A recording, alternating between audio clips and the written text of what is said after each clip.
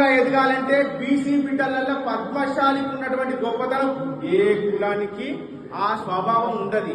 మనం ఏం చేస్తాం చెప్పన్నా, మనకి ఏ కటిక పేదలమైనా ఇంటి ముందర కడితే కుక్కకు పువ్వు పెట్టే వంశం మనకి. మనం పెట్టామా? మనం తినేదంటే మనకు పాపం అనే ఒక దృక్పథం, ఒక మంచి తత్వం, మనకు దైవత్వం కలిగినటువంటి గుణాలు ఉన్నాయి.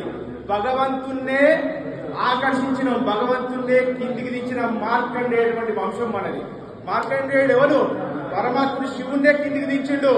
ఆయుష్ తీసుకోకపోతే తల్లిదండ్రులు అన్నా కూడా నా తల్లిదండ్రులను కాపాడుకునే అంశ, అంత గొప్ప అంశాన్ని పుట్టిన మనం గర్వంగా బతకాలి, గర్వంగా ఉండాలి. పద్మశాలి బిడ్డలు గర్వంగా ఉండాలి, కళ్ళెత్తుకొని బతకాలి. ఆర్థిక పరంగా లేకపోయినా అనుకుంటాం, భగవంతుడు మనల్ని ఆశీర్వదిస్తాడు, ఏదో రకంగా మనల్ని చూస్తాడు. ఏదో మీకున్న వృత్తిలో కష్టపడండి, ఖచ్చితంగా కావాలని పోరాటం చేయండి. ఇది నాకు కావాలి, ఉండాలని పోరాటం చేయాలని నేర్చుకోండి. యువత మన సల్ల కిందగా ఉండాలి ఎప్పటికి కానీ.